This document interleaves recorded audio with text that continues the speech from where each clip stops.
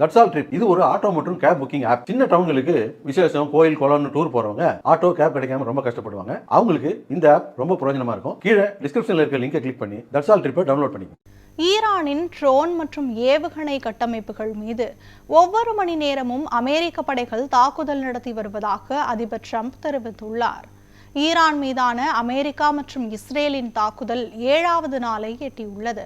ஈரானும் இஸ்ரேல் மற்றும் அமெரிக்க நிலைகள் மீது பதிலடி தாக்குதல்களை நடத்தி வருகிறது. இதன் எதிரொலியாக மேற்காசிய முழுவதும் பதற்றம் ஏற்பட்டுள்ளது. இந்த நிலையில் ஈரானின் ட்ரோன் மற்றும் ஏவுகணை கட்டமைப்புகள் மீது ஒவ்வொரு மணி நேரமும் அமெரிக்க படைகள் தாக்குதல் நடத்தி வருவதாக அதிபர் ட்ரம்ப் தெரிவித்துள்ளார். இதே கருத்துக்களை அமெரிக்க பாதுகாப்புத்துறை அமைச்சர் பீட் ஹெக்ஸத்தும் எதிரொலித்துள்ளார். ஈரான் மீதான தாக்குதல்கள் தொடர்ந்து அதிகப்படுத்தப்படும் என்று அவர் கூறியுள்ளார். இஸ்ரேல் ராணுவமும் ஈரான் மீதான தாக்குதலை தீவிரப்படுத்தி இருப்பதாக கூறியுள்ளது. இதனால் போரின் அடுத்த கட்டத்தை நோக்கி நாடு நகர்ந்து கொண்டிருப்பதாக இஸ்ரேல் ராணுவம் தெரிவித்துள்ளது.